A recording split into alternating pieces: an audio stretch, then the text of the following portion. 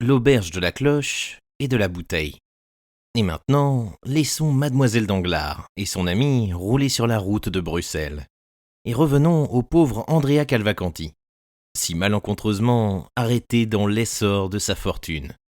C'était, malgré son âge encore peu avancé, un garçon fort adroit et fort intelligent que M. Andrea Cavalcanti. Aussi, aux premières rumeurs qui pénétrèrent dans le salon, l'avons-nous vu par degrés se rapprocher de la porte, traverser une ou deux chambres, et enfin disparaître. Une circonstance que nous avons oublié de mentionner, et qui, cependant, ne doit pas être omise, c'est que dans l'une de ces deux chambres que traversa Cavalcanti était exposé le trousseau de la mariée, écrin de diamant, châle de cachemire, dentelle de Valenciennes, voile d'Angleterre, tout ce qui compose enfin ce monde d'objets tentateurs, dont le nom seul fait bondir de joie le cœur des jeunes filles, et que l'on appelle la corbeille. Or, en passant par cette chambre, ce qui prouve que non seulement Andrea était un garçon fort intelligent et fort adroit, mais encore prévoyant, c'est qu'il se saisit de la plus riche de toutes les parures exposées. Muni de ce viatique, Andrea s'était senti de moitié plus léger pour sauter par la fenêtre et glisser entre les mains des gendarmes. Grand et découplé comme le lutteur antique, musculeux comme un spartiate, Andrea avait fourni une course d'un quart d'heure, sans savoir où il allait, et dans le seul but de s'éloigner du lieu où il avait failli être pris. Parti de la rue du Mont-Blanc, il s'était retrouvé, avec cet instinct des barrières que les voleurs possèdent comme le lièvre celui du gîte, au bout de la rue Lafayette. Là, suffoqué, haletant, il s'arrêta. Il était parfaitement seul, et avait à gauche le clos Saint-Lazare, vaste désert, et, à sa droite, Paris, dans toute sa profondeur. Suis-je perdu, se demanda-t-il ? Non, si je puis fournir une somme d'activité supérieure à celle de mes ennemis. Mon salut est donc devenu tout simplement une question de myriamètre. En ce moment, il aperçut, montant du haut du faubourg Poissonnière, un cabriolet de régie dont le cocher, morne et fumant sa pipe, semblait vouloir regagner les extrémités du faubourg Saint-Denis où, sans doute, il faisait son séjour ordinaire.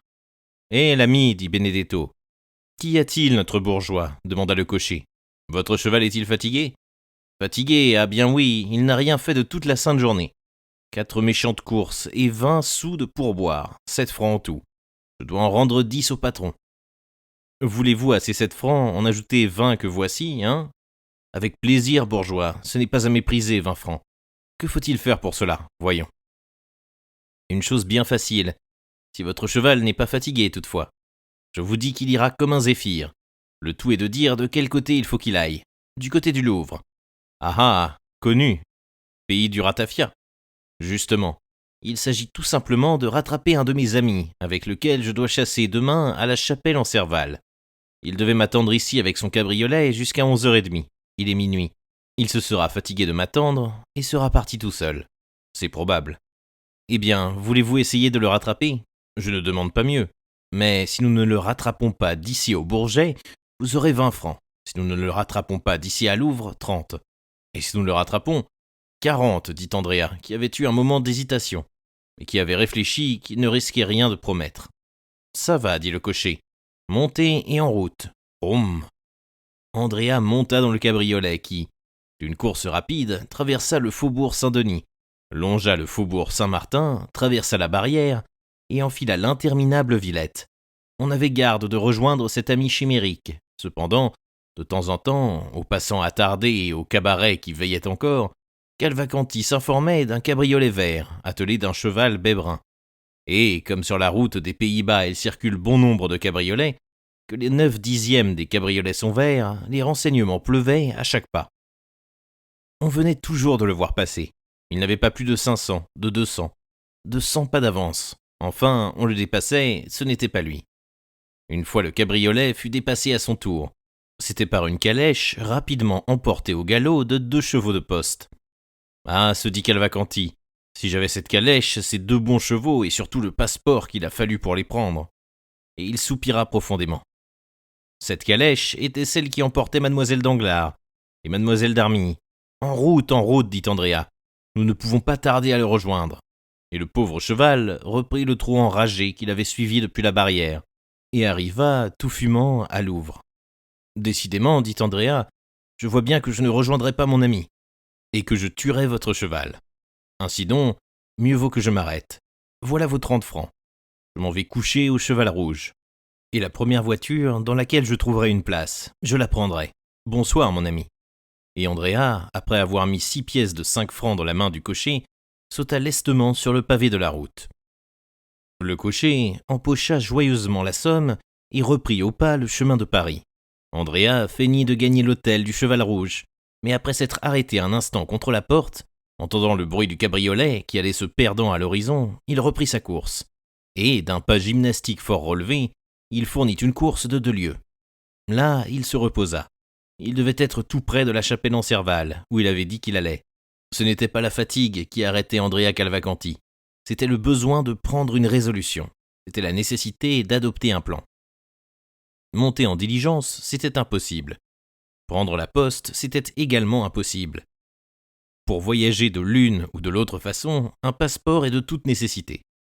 Demeurer dans le département de l'Oise, c'est-à-dire dans un des départements les plus découverts et les plus surveillés de la France, c'était chose impossible encore, impossible surtout pour un homme expert comme Andrea en matière criminelle. Andrea s'assit sur les revers du fossé, laissa tomber sa tête entre ses 2 mains et réfléchit. 10 minutes après, il releva la tête. Sa résolution était arrêtée.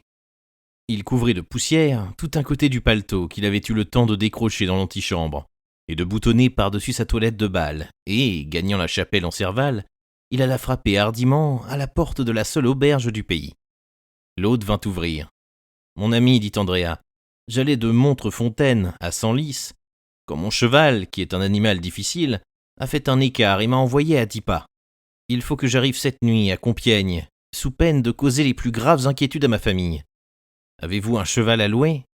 Bon ou mauvais, un aubergiste a toujours un cheval. » L'aubergiste de la Chapelle-en-Serval appela le garçon d'écurie, lui ordonna de sceller le blanc, et réveilla son fils, enfant de 7 ans, lequel devait monter en croupe du monsieur et ramener le quadrupède.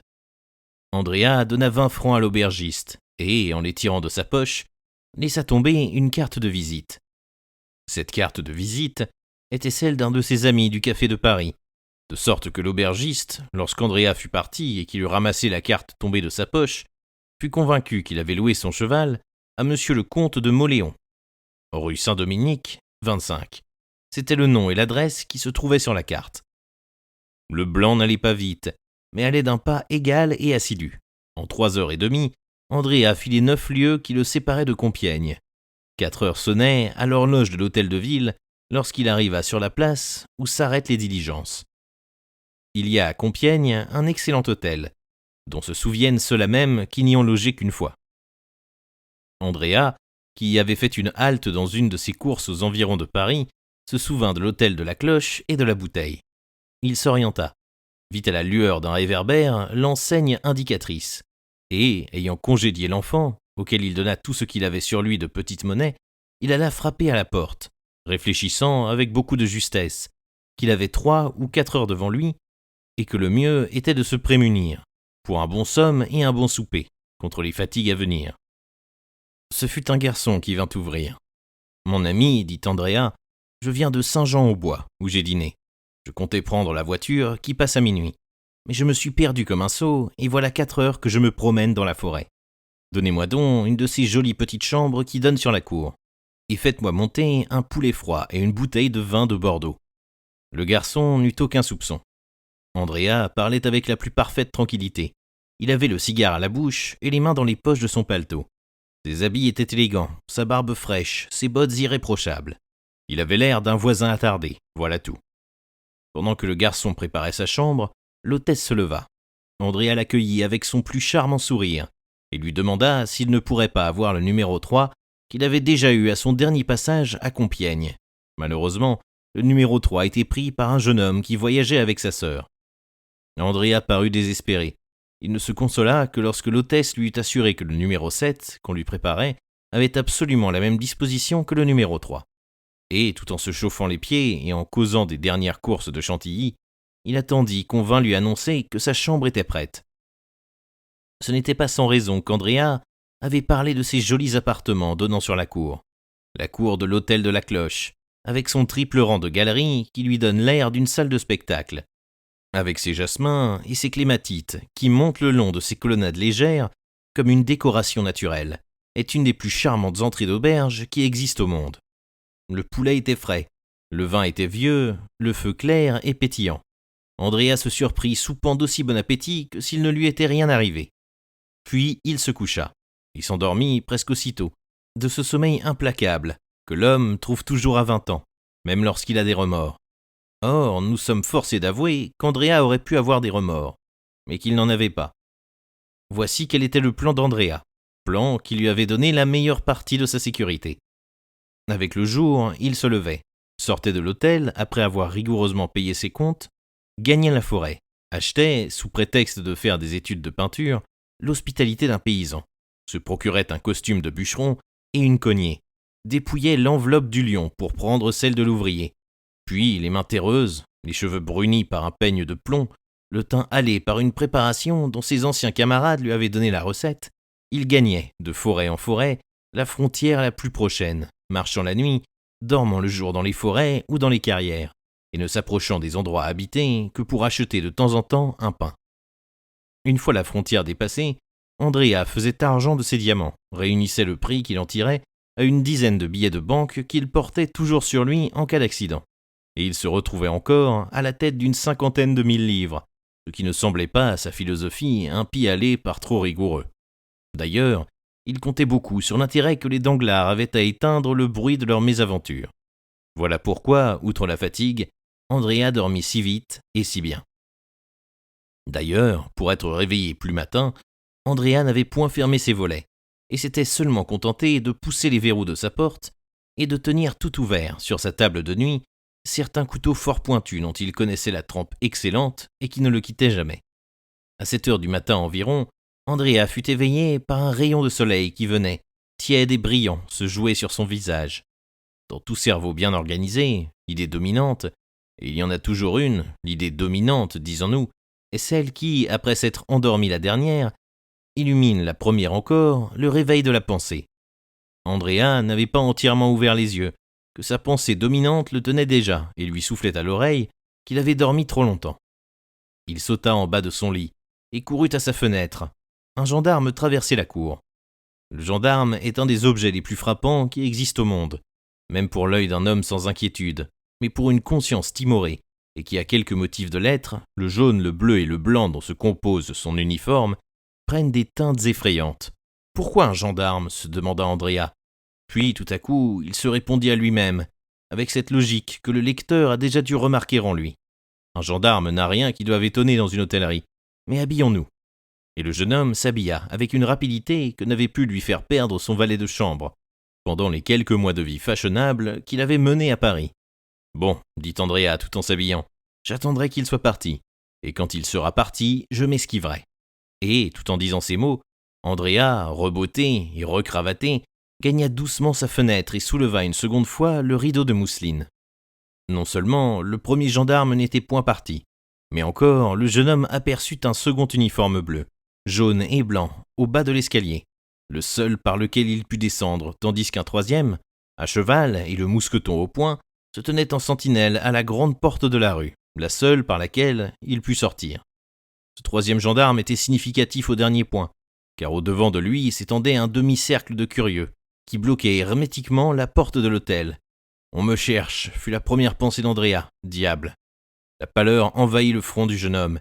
Il regarda autour de lui avec anxiété. Sa chambre, comme toutes celles de cet étage, n'avait d'issue que sur la galerie extérieure, ouverte à tous les regards.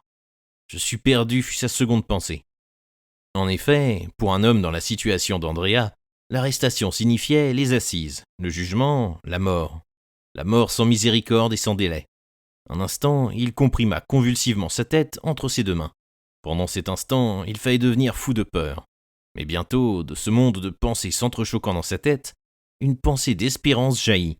Un pâle sourire se dessina sur ses lèvres blêmies et sur ses joues contractées. Il regarda autour de lui.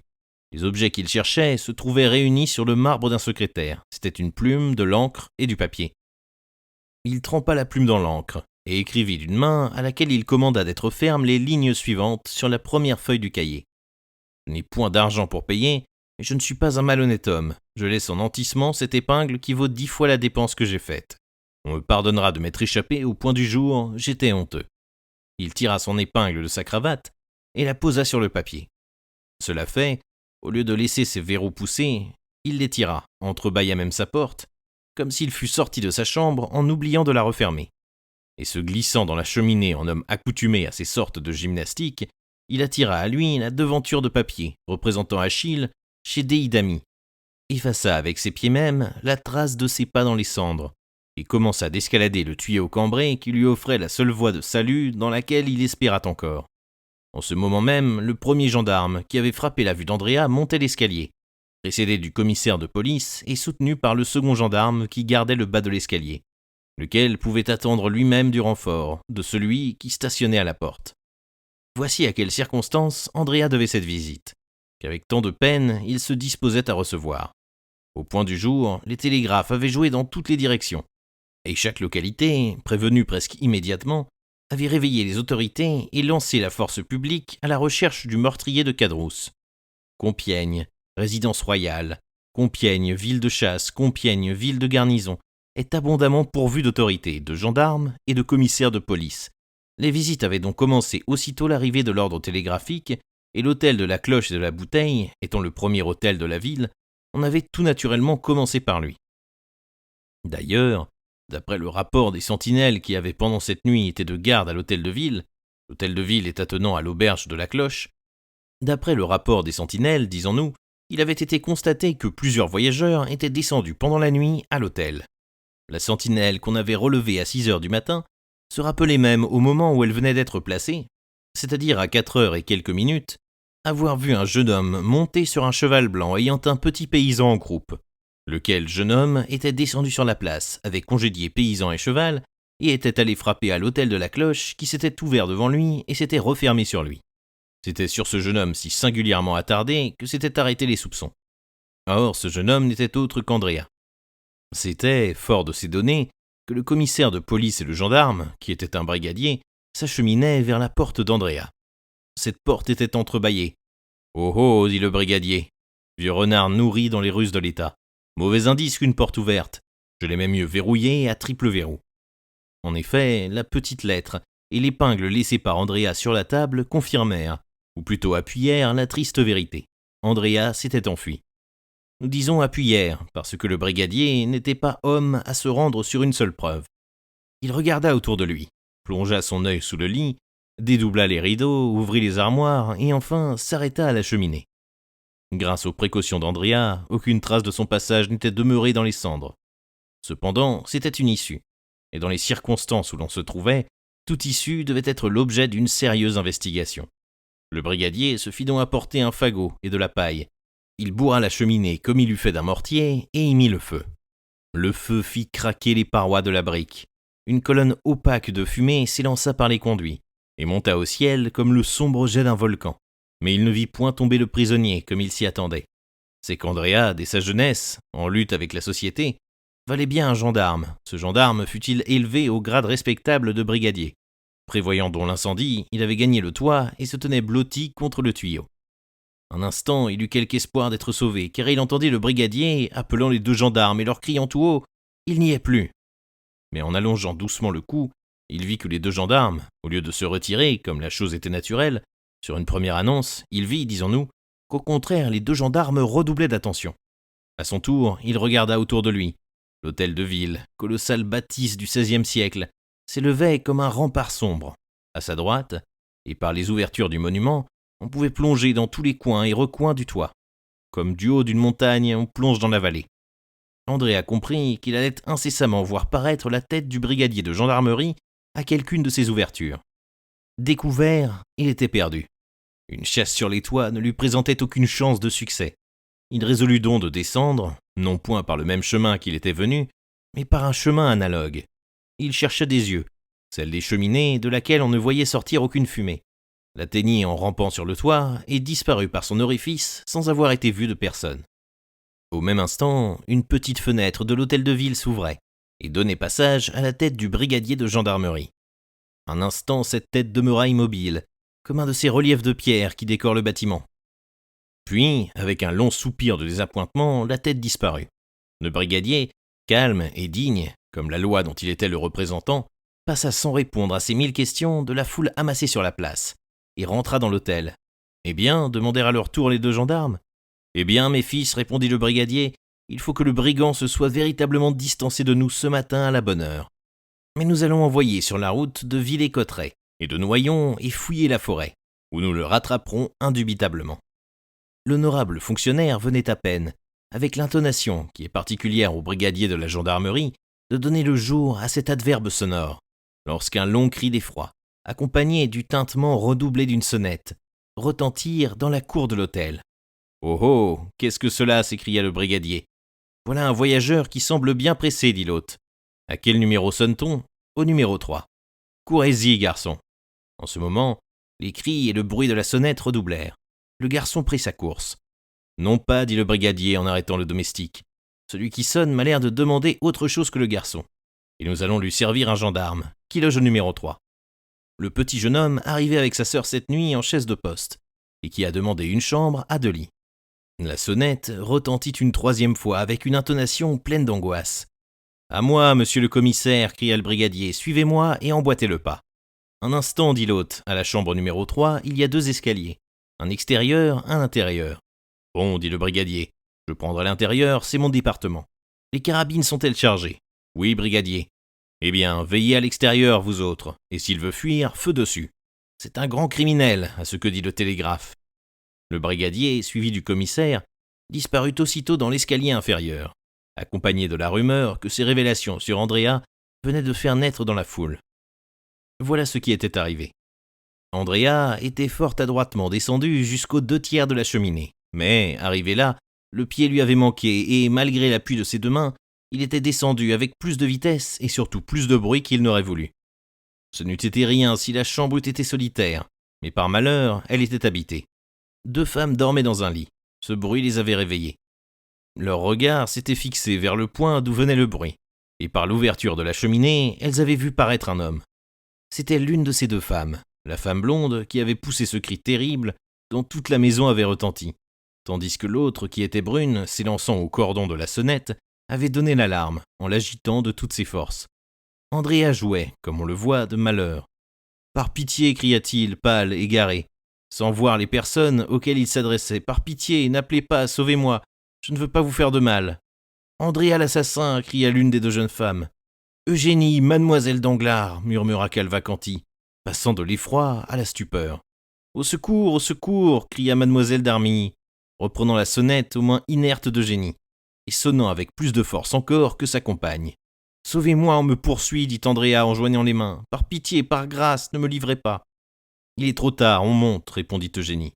Eh bien, cachez-moi quelque part, vous direz que vous avez eu peur, sans motif d'avoir peur. Vous détournerez les soupçons, et vous m'aurez sauvé la vie. » Les 2 femmes, serrées l'une contre l'autre, s'enveloppant dans leur couverture, restèrent muettes à cette voix suppliante. Toutes les appréhensions, toutes les répugnances se heurtaient dans leur esprit. « Eh bien, soit, dit Eugénie. Reprenez le chemin par lequel vous êtes venus, malheureux. Partez et nous ne dirons rien. »« Le voici, cria une voix sur le palier. « Le voici, je le vois. » En effet, le brigadier avait collé son œil à la serrure et avait aperçu Andrea debout et suppliant. Un violent coup de crosse fit sauter la serrure. 2 autres firent sauter les verrous. La porte brisée tomba en dedans. Andrea courut à la porte, donnant sur la galerie de la cour. Il ouvrit, prêt à se précipiter. Les 2 gendarmes étaient là avec leurs carabines et le coucher en joue. Andrea s'était arrêté court, debout, pâle, le corps un peu renversé en arrière, il tenait son couteau, inutile, dans sa main crispée. « Fuyez donc » cria mademoiselle d'Armilly, dans le cœur de laquelle rentrait la pitié à mesure que l'effroi en sortait. « Fuyez donc, ou tuez-vous » dit Eugénie, du ton et avec la pose d'une de ces vestales qui, dans le cirque, ordonnait avec le pouce au gladiateur victorieux d'achever son adversaire terrassé. Andrea frémit et regarda la jeune fille avec un sourire de mépris, qui prouva que sa corruption ne comprenait point cette sublime férocité de l'honneur. « Me tuer, dit-il en jetant son couteau, pourquoi faire ? Mais vous l'avez dit, s'écria mademoiselle Danglars, on vous condamnera à mort. On vous exécutera comme le dernier des criminels. » Bah, répliqua Cavalcanti en croisant les bras, on a des amis. Le brigadier s'avança vers lui, le sabre au poing. Allons, dit Cavalcanti, rengainez, mon brave homme. Ce n'est point la peine de faire tant d'esbroufs, puisque je me rends. » Et il tendit ses mains aux menottes.